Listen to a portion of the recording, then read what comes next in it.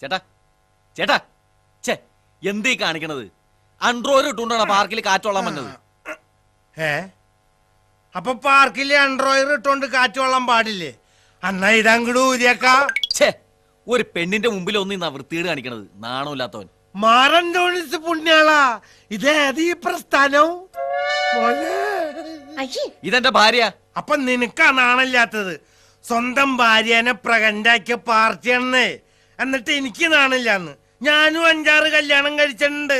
അതിൽ 5-6 കുട്ടികളും ഉണ്ട്. പക്ഷെ ഞാൻ ഈ മാതിരി വൃത്തികേടിന് പോയിട്ടില്ല. നമ്മള് വെറുതെ ഇരുന്നാ മതി. ദൈവം തരും. കാരണം നമ്മൾ ഡീസന്റാ. എന്ത് ഡീസന്റ്? വിവാഹം കഴിഞ്ഞ പെണ്ണുങ്ങളുടെ മുഖത്ത് പോലും നോക്കാൻ പാടില്ല എന്നാ കാരണന്മാര് പറഞ്ഞേക്കണേ. അതുകൊണ്ട് അവള് വേറെ മുറി, ഞാൻ വേറെ മുറി. അത് കാരണം ഒരപ്പിടിക്കലും ഇല്ല. അപ്പിടിക്കലോ? പേപ്പർ തുറന്ന ഇപ്പൊ അതല്ലടാ, പെണ്ണുങ്ങളെ അപ്പിടിച്ചു അപ്പിടിച്ചൂന്ന്. അപ്പിടിച്ചെന്നല്ല, പീഡിപ്പിച്ചെന്നാ. അതെന്നെ ഞാനും പറഞ്ഞ്.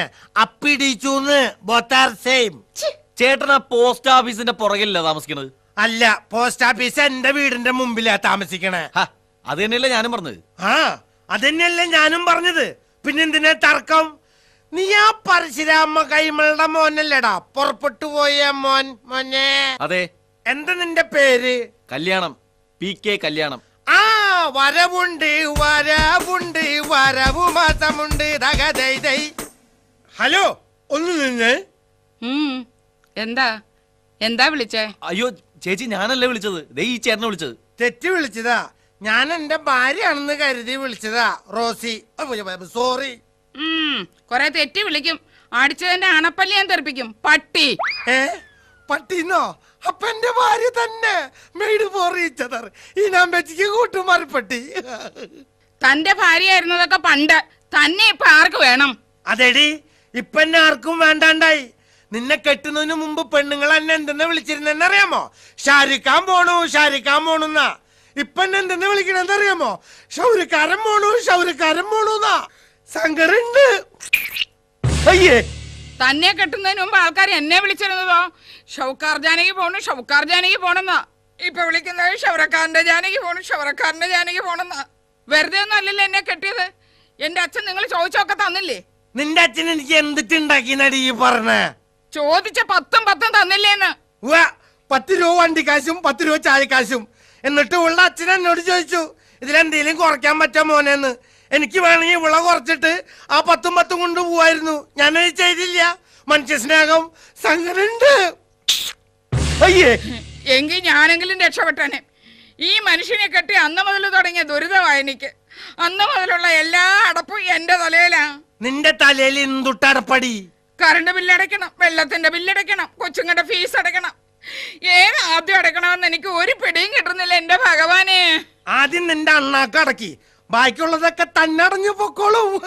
അപ്പൊ ഈ ചേട്ടന് ജോലി പണിയൊന്നും ഉണ്ടായിരുന്നില്ലേ? എവിടെ? എനിക്ക് മോട്ടറിന്റെ പണിയായിരുന്നുടാ. മോട്ടറിന്റെ പണിയോ? അത് തന്നെ. ഈ കിണറ്റിലെ മോട്ടറിന് എന്താ പണി? ഈ കറങ്ങലും വെള്ളവടിയും കറങ്ങലും വെള്ളവടിയും കറങ്ങലും വെള്ളവടിയും. അത് തന്നെ. അതുകൊണ്ടായിരിക്കുമല്ലേ ചേച്ചി ഇയാൾ ഉപേക്ഷിച്ചത്? പിന്നെ ഉപേക്ഷിക്കാണ്ട്? കെട്ടിക്കാൻ പ്രായമുള്ള ഒരു പെണ്ണ് വീട്ടിനകത്ത് പെറ നിറഞ്ഞു നിൽക്കുക. അതിന്റെ വലിയ ഉത്തരവാദിത്വം ഉണ്ടോ ഇയാൾക്ക്? അതിന് വേണ്ട സൗകര്യം ഞാൻ ചെയ്തെന്നില്ലേ? എന്ത്? പെരയുടെ ഉത്തരം ഞാൻ പൊക്കി കെട്ടി തന്നില്ലേ? തന്നെ പോലെ ഒരുത്തം തന്നെയല്ലയോ എന്റെ അനിയത്തിയും കെട്ടിയത്. അവനെ കണ്ടുപിടിക്ക്. എന്താ അവന്റെ ഒരു സ്നേഹം ഭാര്യയോട്. അവൻ ജോലിക്ക് പോകുന്നതിന് മുമ്പേ ചോറ് വിളമ്പി കൊടുക്കുന്നു, പൗഡർ ഇടിച്ചു കൊടുക്കുന്നു, കെട്ടിപ്പിടിച്ച് ഉമ്മ കൊടുക്കുന്നു. അങ്ങനെ വല്ല വിചാരവും ഇയാൾക്കുണ്ടോ? ആര് പറഞ്ഞു വിചാരില്ലാന്ന്? 2 പ്രാവശ്യം ഞാൻ ട്രൈ ചെയ്തു. സമ്മതിക്കണ്ടേ? ആര്? നിന്റെ അനിയത്തി. വൃത്തികെട്ട മനുഷ്യ. ഇതിനിടയിൽ തന്നെ അവളെയും ട്രൈ ചെയ്തു. ഈ കളഞ്ഞു. എടി, നീ എന്നെ തല്ലിയല്ലേ? തല്ലി തല്ലി ഇനിയും തല്ലും. കാണണം. ധൈര്യം ഉണ്ടെങ്കിലേ ദേ ഈ നിക്കണ ചങ്ങാതിനെ നീ ഒന്ന് തല്ലിയാൻ കാണട്ടെ. ഞാൻ എന്തിനാ പറഞ്ഞ അയാളെ തല്ലുന്നേ? അപ്പൊ നീ എന്തിനാടി എന്നെ തല്ലിയത്? എന്തേലും കാര്യം ഉണ്ടായിട്ടാ? പിന്നല്ലാണ്ട്. അതായത് എന്നെ നീ മനഃപൂർവ്വം തല്ലിയതാണോന്ന്? അതെ അതെ അതെ. നിനക്ക് തെറ്റ് പറ്റിയതൊന്നല്ലല്ലോ? അല്ല, ഞാൻ വേണോന്ന് വെച്ച് തന്നെ അടിച്ചതാ. വേണമെങ്കിൽ ഇനി ഞാൻ തല്ലും. എങ്കിലും ഒക്കെ മറ്റെന്തും ഞാൻ പൊറുക്കും. തെറ്റ് പറ്റിയാ മാത്രം ഞാൻ പൊറുക്കില്ല. സങ്കടുണ്ട്. ഒന്ന് പോടോ വൃത്തികെട്ട മനുഷ്യ, എനിക്ക് കാണരുത് ഇയാളെ. ഓ ഛേ, ഇങ്ങനെയുണ്ടോ ആണുങ്ങള്? ഡി നീ ഒന്നും ഉണ്ടായിരിക്കണ്ടോ? ഒരു സ്ത്രീയുടെ കൈ മേടിച്ചോണ്ട് നിൽക്കുന്നു. നാണമില്ല, തുണിയില്ല. എന്താ കുട്ടിക്ക് എന്നെ തല്ലണമെന്നുണ്ടോ? തല്ലിക്കോ, എനിക്ക് ഒരു നാണക്കേടുമില്ല. നിങ്ങളെ തല്ലാൻ എനിക്ക് നിങ്ങളോട് വിരോധമൊന്നും ഇല്ലല്ലോ. വിരോധമില്ലെങ്കിൽ സ്നേഹം കൊണ്ടൊന്ന് തലോടിക്കോളൂ, ഒന്ന് തലോടിക്കോളൂ, ഒന്ന് തലോടിക്കോളൂടി. ഇടിമന്ത, നിന്റെ അമ്മേനെ പള്ളിപ്പുറത്ത് വെച്ച് കണ്ടിട്ടുള്ളവനെ ഞാൻ. ഡോ താൻ എന്റെ അയൽവാസിയായി പോകണ്ട ഞാൻ ക്ഷമിക്കണേ. ഞാനും അതുകൊണ്ട് തന്നെയാടാ നിന്നോട് ക്ഷമിക്കണേ. അതിന് ഞാൻ തന്നോട് എന്ത് തെറ്റോടോ ചെയ്തത്? നീ അല്ലടാ എന്റെ രണ്ടാം ഭാര്യ തങ്കമ്മേനെ തട്ടിക്കൊണ്ട് നാട് വിട്ടത്. അയ്യേ, ഇയാൾ എന്താണ് ആവശ്യം പറഞ്ഞത്? എനിക്ക് അനാവശ്യമുള്ളത് നിനക്ക് ആവശ്യമാണല്ലേ? നാട്ടുകാർ മുഴുവൻ പറയുന്നുണ്ടല്ലോടാ, എന്റെ ഭാര്യ തങ്കമണി ഒരു ചെറുപ്പക്കാരൻ കല്യാണം കഴിക്കുമെന്നും പറഞ്ഞ് തട്ടിക്കൊണ്ടുപോയിന്ന്. നീയല്ലടാ കല്യാണമേ. എടോ എന്റെ പേരാണ് കല്യാണം, അല്ലാണ്ട് ഞാൻ ആരെയും കല്യാണം കഴിക്കാന്ന് പറഞ്ഞ് തട്ടിക്കൊണ്ട് പോയിട്ടൊന്നുമില്ല. അപ്പൊ പിന്നെ ഈ മുതലിനെ നീ തട്ടിക്കൊണ്ടുവന്നാണോ? പിന്നെ എന്നെ തട്ടിക്കൊണ്ടുവന്നൊന്നുമല്ല, അന്തസ്സായിട്ട് കല്യാണം കഴിച്ചോണ്ട് വന്നതാ. ഇങ്ങനെ തന്നെയാ ഈ കല്യാണം എന്റെ ഭാര്യയെ വിളിച്ചിറക്കി കൊണ്ടുപോയത്. അതുകൊണ്ട് കുട്ടി പേടിക്കണ്ട, കുട്ടിയെ ഞാൻ രക്ഷപ്പെടുത്തിക്കോളാം.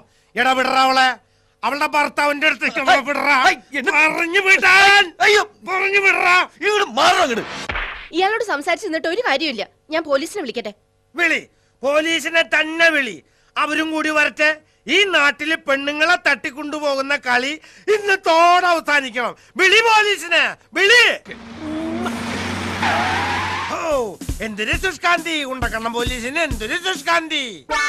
ആരടാ മദ്യപാനം കുടിച്ച് പ്രശ്നം ഉണ്ടാക്കുന്നത്? ആരാ?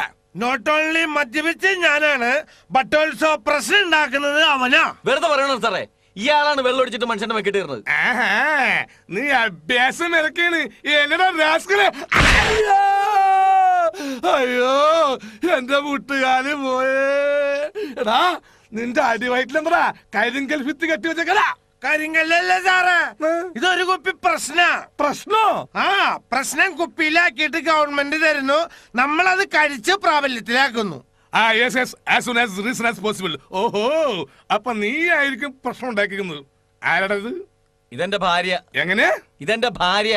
നിന്റെ ബോഡി ലാംഗ്വേജ് അനുസരിച്ച് ഇവൾ നിനക്ക് ഭാര്യയല്ല, ഭാരമാണ്, ഭാരം. എന്തിനാണ് മകനെ കൊക്കിൽ ഒതുങ്ങാത്ത കൊത്തി പറക്കുന്നത്? ആക്ച്വലി എന്താ പ്രശ്നം? ഇവൻ എന്റെ ഭാര്യനെ തട്ടിക്കൊണ്ടുപോയി. ഓഹോ, ഈ നിൽക്കുന്നത് നിന്റെ ഭാര്യയാണോടാ? ഇതെന്റെ ഭാര്യയല്ല, പിന്നെ ഇത് അവന്റെ രണ്ടാമത്തെ ഭാര്യ.